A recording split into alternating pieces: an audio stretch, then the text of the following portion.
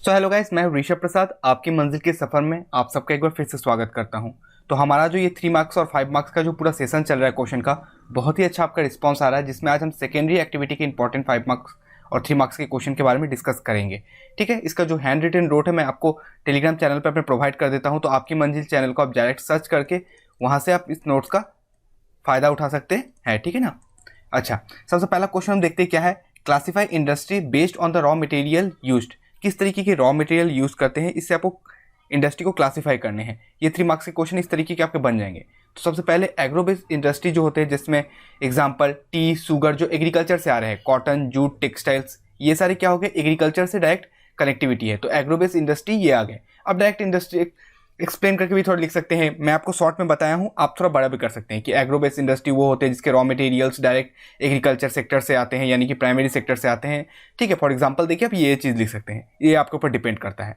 उसका बाद forest based industry, मैं यहाँ पे उतना बड़ा लेंदी नहीं किया क्योंकि आपको लिखने में और ज़्यादा दिक्कत होता है। ठीक है ना, जिसमें आपका क्या जाता है, फॉरेस्ट बेस्ड में पेपर, पल्प, ठीक है, फर्नीचर्स, ये सब आपके फॉरेस्ट बेस्ड इंडस्ट्री में आ जाएंगे। उसका बाद मेटेलिक इंडस्ट्री में आपका आता है, एक है नॉन फेरस और एक है फेरस। नॉन फेरस जिसमें आयरन की मात्रा नहीं होगा, फेरस जिसमें आयरन की मात्रा होगा। जैसे आयरन और मैंगनीज दोनों में ही आयरन की मात्रा होता है। नॉन फेरस जिसमें कि आयरन की मात्रा नहीं होता है, जैसे कि कॉपर, एल्युमिनियम, ये सारी चीज़। ठीक है, तो ये हम 3 तरीके से इसको बांट दिया, आपका 3 नंबर इसमें पूरा मिल गया।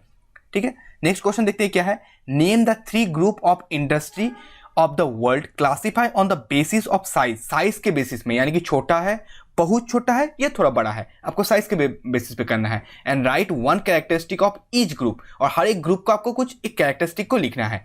इस तरीके के थोड़ा मतलब पेचीदा क्वेश्चन आपको मिलेंगे देखने को। तो सबसे पहले क्या हो जाता है, कॉटेज इंडस्ट्री में क्या होता है, रन बाय द क्राफ्ट्समैन के द्वारा, जो उसमें काम करते हैं with the help of the family member, सब लोग मिलकर कॉटेज इंडस्ट्री में काम करते हैं। यानी कि घर पे लोग, मतलब इंडस्ट्री छोटे से लगा के, मतलब छोटे लेवल पे काम कर रहे हैं, जिसमें घर के लोग ही हेल्प करेंगे, जैसे गमछा बनाना, ये सारी चीज़ जो हो जाते हैं कॉटेज इंडस्ट्री कहलाते हैं।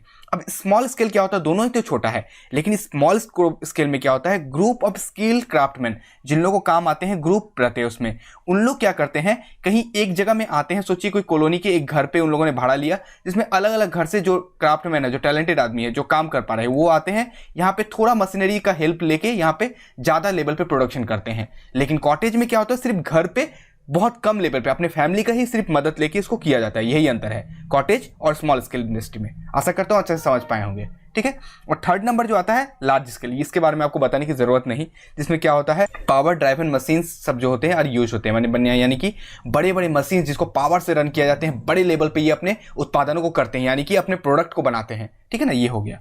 तीसरा नंबर हम क्वेश्चन देखते हैं, what are the characteristic of footloose industry. Footloose characters जो इंडस्ट्री होते हैं, उसको आपको कैरेक्टरिस्टिक को लिखना है। ये पक्का इस तरीके के क्वेश्चन आपको 5 मार्क्स को देखने को मिलेंगे फुटलूज से। तो इसमें क्या होता है, इसको हम समझते हैं। बहुत से बच्चों को फुटलूज में कंफ्यूजन होता है। तो ये लाइट इंडस्ट्री होता है, छोटा होता है, that are obtain do not use raw material but component part. ये सब क्या होते हैं, रॉ मटेरियल का यूज नहीं करते हैं, ये कंपोनेंट पार्ट का करते हैं उपयोग। कहीं कहीं के सोचिए, बेंगलोर का ऐसा कोई छोटा सा जगह जहाँ पे क्या करते हैं, अलग अलग जगह से कुछ कंपोनेंट आते हैं, और उन लोग बेंगलोर के एक हिस्से में, एक कॉलोनी में, सोचिए एक लोकेलिटी में क्या करते हैं, इसका जो अलग अलग जगह से कंपोनेंट आ गया और यहाँ पे इन लोग असेंबल करके कुछ इलेक्ट्रॉनिक डिवाइस बना दिए। इस तरीके की इंडस्ट्री को फुटलूस इंडस्ट्री बोलते हैं। ठीक है, इसमें रॉ मटेरियल का उतना जरूरत नहीं पड़ता है, कंपोनेंट का जरूरत हुआ। इसके लिए नेटवर्क अच्छा होना चाहिए, रोड नेटवर्क, इलेक्ट्रिसिटी, पावर, ये सब अच्छा होना चाहिए, क्योंकि माल बनेगा उसको बिकने के लिए रास्ता अच्छा चाहिए, क्योंकि माल को जल्दी से जल्दी शहर में पहुंचाया जा सके। ठीक है, इलेक्ट्रिसिटी का जरूरत होगा, क्योंकि इलेक्ट्रॉनिक चीज बनाए जाते हैं। ठीक है, और भी तरीके की चीज होती है, सिर्फ इलेक्ट्रॉनिक नहीं होते, लेकिन इलेक्ट्रॉनिक चीज जब बनाए जाएंगे तो वहाँ पावर का जरूरत पड़ेगा। ठीक है ना, पावर रिक्वायरमेंट होता है usually only electricity available from the national grid से इन लोगों को इलेक्ट्रिसिटी प्रोवाइड किया जाता है, जिससे इनको through out the year current अच्छी तरीके से प्रोवाइड हो सके। एम्प्लॉयज स्मॉल लेबर फोर्सेस, इसमें बहुत ज़्यादा लेबर की जरूरत नहीं पड़ती है, क्योंकि बहुत हेवी वर्क नहीं रहता है यहाँ पे थोड़ा जो स्किल्ड वर्कर है वही काम कर पाएंगे। नॉन पॉल्यूटिंग, यानी कि इससे पॉल्यूशन नहीं फैलता है, ये कोई एक छोटे से बिल्डिंग या एक बड़ी बिल्डिंग में उन लोग कर सकते हैं। Accessibility need to be near a road. ठीक है, need to be near a road, यानी कि उन लोग को एक्सेसिबिलिटी चाहिए, जो माल बन गया है उसको मार्केट तक पहुंचाने के लिए, यानी कि रोड नेटवर्क यहाँ का अच्छा होना अनिवार्य है। तो ये फुट लूज के हमने 5 कैरेक्टरिस्टिक को पढ़ लिया। इसको आप छोटे से जस्ट पॉइंट को लिख लीजिए और याद कर लीजिए, आपका अच्छी तरीके से इसमें 5 मार्क्स उठ जाएगा, कोई दिक्कत नहीं है। नेक्स्ट क्वेश्चन को हम देखते हैं क्या है। एक्सप्लेन 5 कैरेक्टरिस्टिक आपको लिखना है of the modern large scale manufacturing in the world. तो बड़े बड़े लेवल पे जो मैन्युफैक्चर करते हैं उनकी कैरेक्टरिस्टिक के बारे में आपको लिखना है कि किस तरीके की वो चीज़ों को उपयोग करते हैं, क्या क्या चीज़ उनके यहाँ पे होते हैं, उनके बारे में आपको बताना है। कैरेक्टरिस्टिक यानी उनके बारे में आपको बताना है। तो कॉम्प्लिकेटेड ऑर्गेनाइजेशन, बड़े बड़े ऑर्गेनाइजेशन रहते हैं जो भारी मात्रा में उत्पादन करते हैं, प्रोडक्शन करते हैं। स्पेशलाइज्ड एंड स्किल्ड लेबर, यहाँ पे बहुत से स्पेशलाइज्ड यानी कि एक पर्टिकुलर काम को करने के लिए एक पर्टिकुलर टाइप का आदमी इंसान होता है। यानी कि अगर किसी को गाड़ी का कलर करना है तो वो बहुत ही अच्छा पेंटर होगा, किसी को उसका इलेक्ट्रॉनिक अंदर का सामान देखना है तो वो बहुत ही अच्छा इलेक्ट्रॉनिक स्किल उसका होगा। तो स्पेशलाइज्ड होता है और स्किल लेबर होते हैं, ठीक है ना। यूज ऑफ मशीनरी होता है, यानी कि भारी भारी हेवी टूल्स का प्रयोग करते हैं उन लोग, जिससे फास्ट काम हो सके, उनका प्रोडक्शन को बढ़ाया जा सके। यूज ऑफ पावर रिसोर्सेज, बड़े बड़े पावरफुल या पावर से चलने वाले रिसोर्सेज का उपयोग करते हैं।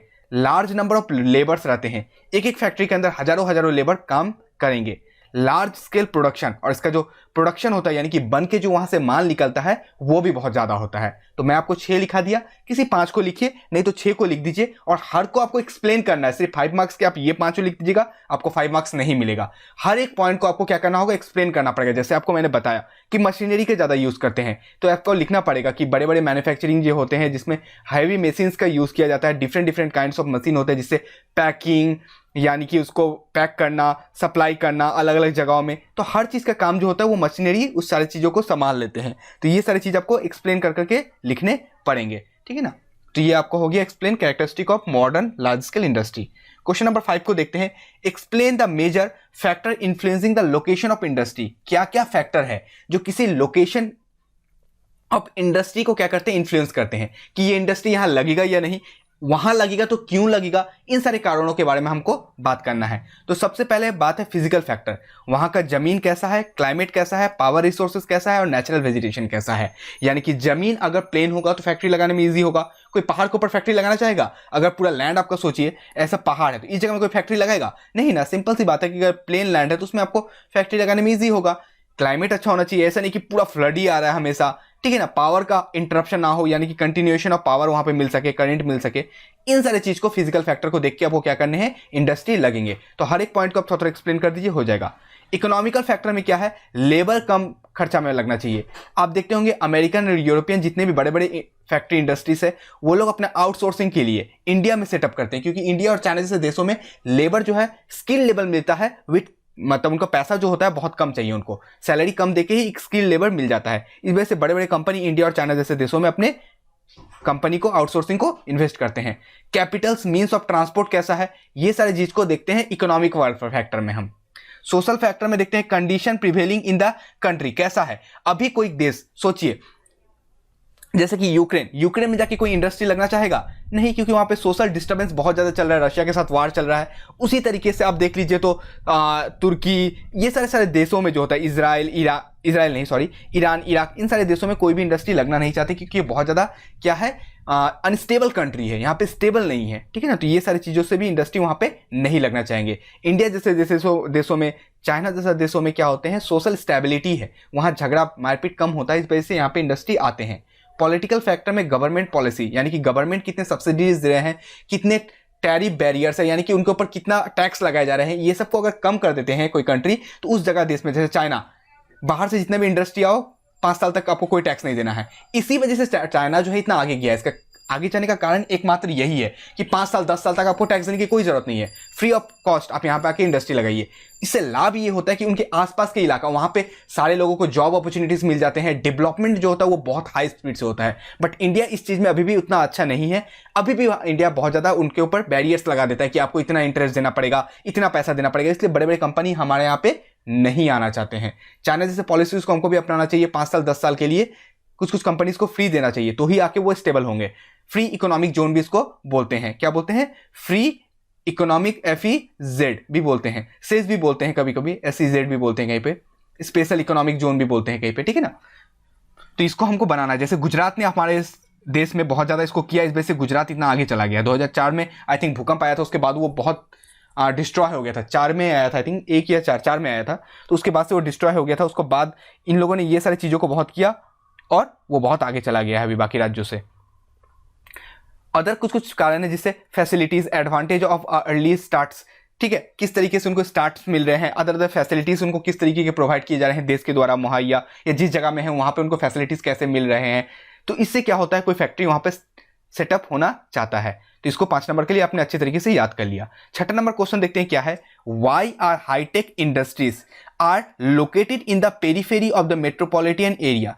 क्यों हाईटेक इंडस्ट्री सब जो होते हैं, हाई टेक्नोलॉजी जो यूज करते हैं, वो पेरीफेरी यानी मेट्रोपॉलिटन, ये दिल्ली है उसके आसपास वाले इलाका में, जैसे नोएडा में होगा, ठीक है, साथ ही साथ गाजियाबाद में होगा, उसके आसपास इलाका में ही फेमस होगा। क्यों होगा, इसका कारण क्या है, space for single storage facilities and future expansion. इससे ये फायदा होता है पेरीफेरी में जो होता है, शहर के बीच में नहीं करके, क्योंकि अगर एक कंपनी बड़ा करना चाहता है तो उसका शहर में जगह ही नहीं है बड़ा करने का, इसलिए वो थोड़ा साइड के इलाका में बनाता है, जैसे अपने कंपनी को वो बड़ा कर सके। पहला कारण। चीपर लैंड वैल्यूज, उनको कम पैसा में यहाँ पे जमीन मिल सकेगा। एक दिल्ली का प्रॉपर में जमीन खरीदिए और आउटसाइड में आप खरीदिए तो आपको आउटसाइड में कम पड़ेगा जमीन का दाम, ये हो गया। Accessibility to main road, main road का भी एक्सेसिबिलिटी उनका अच्छा रहता है, क्योंकि बहुत ज़्यादा दूर भी नहीं रहते हैं शहर से, तो इनका एक्सेसिबिलिटी भी बाकी जगहों से बहुत अच्छा रहता है। प्लीजेंट इन्वायरमेंट, यहाँ पे जितना चिल्ला हल्ला नॉइस पोल्यूशन ये सब रहेगा उतना नहीं रहता है, यहाँ पे प्लीजेंट क्लाइमेट भी रहता है। साथ ही साथ labour supplies from near by, और आसपास के, इसके आसपास के इलाका से इसको लेबर भी कम रुपए वाले सब मिल जाते हैं। इसी वजह से जो दिल्ली का आसपास का नोएडा, गाजियाबाद, ये सब बहुत ज़्यादा डेवलप हुआ है, ठीक है ना। नोएडा का फुल फॉर्म क्या होता है, कोई मुझे बता सकता है? मैं वीडियो के एंड में बताऊंगा कि नोएडा का फुल फॉर्म क्या होता है। नोएडा तो हम सुनते हैं नोएडा नोएडा, बट इसका फुल फॉर्म क्या होता है, किसी को पता है तो कमेंट सेक्शन में बताइए, या हम लोग अंत में डिस्कशन कर लेंगे। 7वां नंबर क्या देखते हैं, explain the importance of manufacturing industries in the economical development of a country. क्यों इंपॉर्टेंस है मैन्युफैक्चरिंग इंडस्ट्री का इकोनॉमिक डेवलपमेंट ऑफ किसी भी कंट्री का? तो transport raw materials into useful goods, तो मैन्युफैक्चरिंग अगर नहीं रहेगा तो किसी भी रॉ मटेरियल को फाइनल प्रोडक्ट में वो बना ही नहीं सकता है। कोई भी देश के पास क्यों ना रॉ मटेरियल ज़्यादा हो जाए, जब तक उसके पास मैन्युफैक्चरिंग इंडस्ट्री नहीं होगा तब तक वो देश आगे नहीं जा सकता है। हमारे पास अगर सूता हो लेकिन हमारे पास मैन्युफैक्चरिंग करने के लिए टेक्सटाइल इंडस्ट्री ना हो तो कोई काम है उस सूत का नहीं है, हमको बाहर भेजना पड़ेगा, फिर बनवा के लाना पड़ेगा तो महंगा पड़ जाएगा। अपने देश में ही अगर हो तो ज़्यादा प्रॉफिट होता है।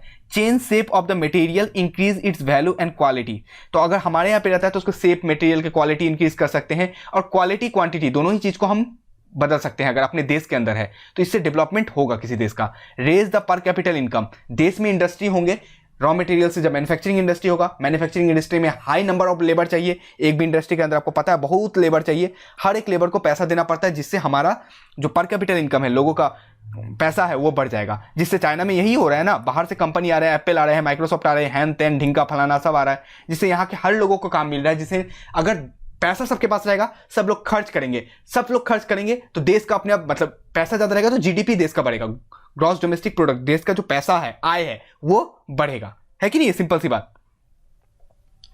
4th नंबर में देखते हैं help in urbanisation and social development. अब लोगों के पास पैसा रहेगा तो अर्बनाइजेशन होगा, शहर सब बसेगा, नए मॉल खुलेंगे, फैक्ट्रीज आएंगे, ये आएंगे, वो आएंगे, आइसक्रीम पार्लर खुलेगा, डोमिनोज खुलेगा, केएफसी खुलेगा, ये वो सब होगा, ठीक है ना।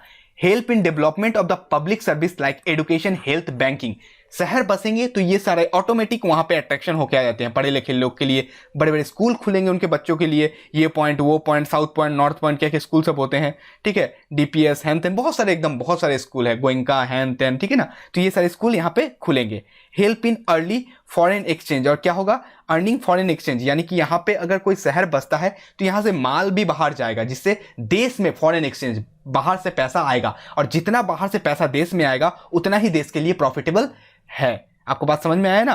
तो जब हमने पहले बार अपना न्यूक्लियर टेस्ट किया था 1999 में, उसके बाद हमारे देश में बहुत सारे क्या लगा दिए गए थे, अमेरिका के द्वारा सैंक्शंस लगा दिए गए थे, यानी कि हम ट्रेड नहीं कर सकते थे, ये वो नहीं कर सकते थे, तो देश का हालत बहुत खराब था। तो उस समय अटल बिहारी वाजपेयी ने बात बोला था, उनके सामने हुआ था ये टेस्ट, और हमने तब न्यूक्लियर पावर 1999 में हम बन चुके थे। एक उस समय अटल बिहारी हमारे प्रधानमंत्री थे और राष्ट्रपति थे एपीजे अब्दुल कलाम। इससे बेस्ट कॉम्बिनेशन हमारे देश को आज तक नहीं मिला, इसलिए हमने अपने पहले न्यूक्लियर टेस्ट को कामयाब किया था। इससे पहले भी 74-75 के समय किया था, बट वो कामयाब नहीं हो पाया था। 1999 वाला कामयाब हो पाया था। उसके बाद हम पे अमेरिका ने सेंक्शंस लगा दिए, देश में पैसा नहीं था खाने के लिए। फिर क्या किया, तो अटल बिहारी वाजपेयी ने बोला जय जवान जय किसान का, ये बात को फिर से उन्होंने दोहराया। उन्होंने कहा, ये लाल बहादुर शास्त्री का डायलॉग था, लेकिन उन्होंने फिर से भी कहा था कि जितने किसान हैं वो मेहनत करें, हमको बाहर से ग्रेन उन्हें लाने की जरूरत नहीं है। चावल धान हम बाहर से लाते थे, अमेरिका से एक्सपोर्ट करते थे, जरूरत नहीं, सॉरी इंपोर्ट करते थे, उसकी जरूरत नहीं। और साथ ही साथ कहा कि जो लोग बाहर में हैं, यानी कि तब हमारे लगभग बहुत से 10-20 लाख, मुझे अप्रॉक्स नंबर याद नहीं आ रहा है, इतने लोग हमारे फॉरेन में काम करते थे। उन लोगों ने देश पे अपना फैमिली को बहुत ज्यादा पैसा भेजा, जिससे हमारा देश का इकोनॉमिक सुधरा रहा। यही देखिए, तो इसलिए बाहर में जो लोग काम करते हैं ना, वो भी देश के इकोनॉमी के लिए बहुत योगदान करते हैं, बट उनको हम अनसंग हीरो, उनका नाम बहुत ज्यादा होता नहीं है।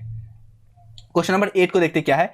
Developed countries are much more industrialised than developing country. तो जो डेवलप्ड कंट्री रहते हैं जैसे लंदन, अमेरिका, यूरोप, चाइना का जितने भी बड़े बड़े कंट्रीज है, तो उसमें इंडस्ट्रीज ज्यादा होते हैं। क्यों होते हैं, इसको आपको एलोबरेट करना है। स्टेटमेंट को एलोबरेशन जो होगा या डिस्क्राइब, इस तरीके के आपको देखने को 100% एग्जाम में मिलेंगे। आप मेरी इस बात को अच्छे से याद रखिए। तो इसको आपको बताना है क्यों होते हैं। तो ह्यूज कैपिटल टू इन्वेस्ट, उनके पास पैसा होता है तो वो ज्यादा मात्रा में इन्वेस्ट कर पाते हैं, और ज्यादा मात्रा में जब इन्वेस्ट कर पाते हैं तो आप ऑटोमेटिकली वहां पे बहुत सारी इंडस्ट्री अपने आप सेटअप हो जाते हैं। कंज्यूमर है हाई परचेसिंग पावर। अब वहां पे अगर कोई इंडस्ट्री लगता है तो उनके पास जो प्रोडक्ट बन के निकल रहा है, यानी कि अमेरिका में एप्पल का एक मोबाइल बन रहा है, तो लोगों के पास खरीदने का पैसा भी होना चाहिए ना। इंडिया में कितने लोगों के पास एप्पल का फोन है, 40-50 का, तो 1000 का सपोर्ट ही नहीं कर पाते बहुत लोग।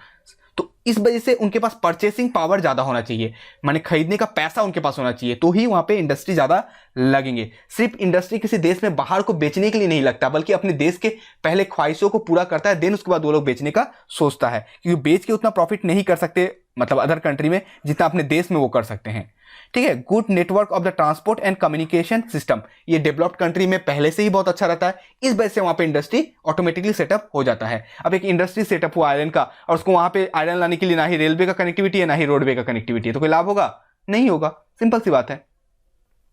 Developed technology and high research and development facility वहां पे रहते हैं। डेवलपमेंट टेक्नोलॉजी रहता है, बहुत ज्यादा डेवलप टेक्नोलॉजी रहता है, यानी कि लोग टेक्नोलॉजी इतना अच्छा रहता है कि कुछ कुछ नए नए चीज उससे ही बना सकते हैं, और रिसर्च भी कर सकते हैं। यानी कि एक मोबाइल पहले 20,000 का आता था, उसमें कुछ रिसर्च करके उन्होंने 15,000 कर दिया, और रिसर्च करके उसको 10,000 में कर दिया, कुछ दिन में उसको 5,000 में कर देगा। तो जितने टेक्नोलॉजी अच्छे रहेंगे, डेवलप्ड रहेंगे, उतने ही वो सामान को कम रुपए में बेचेंगे। ठीक है ना, तो ये हो गया। तो यही 8 क्वेश्चन बहुत इंपॉर्टेंट आपके इस चैप्टर सेकेंडरी से बनते थे। मैंने ये सारे को आपको अच्छे से समझा दिया, आशा करता हूं आपको बहुत ही अच्छा लगा होगा। अभी इसको नोट डाउन करके रख लीजिए, जैसे एग्जाम से पहले आपको बहुत ज्यादा प्रेशर ना हो। बाकी भी जो है क्वेश्चन आंसर सेशन, हर चीज हम लाइव एग्जाम से पहले लाइव डिस्कशन अच्छे से करेंगे, तो आप हमारे साथ जरूर जुड़े रहें। इसके पीडीएफ के लिए आप आपकी मंजिल चैनल को जाके इसका पीडीएफ को वहां से फ्री में ले सकते हैं, एकदम कोई कॉस्ट आपको देना नहीं पड़ेगा, क्योंकि मैं चाहता हूं कि आप लोग मतलब फ्री में एटलीस्ट एजुकेशन का लाभ उठाएं। ठीक है ना, मिलूंगा आपसे अपने अगले वीडियो में, तब तक आप स्वस्थ रहें, मस्त रहें और मुस्कुराते तो जरूर रहें, आपकी मंजिल आपको जरूर मिलेगी। जय हिंद, जय भारत।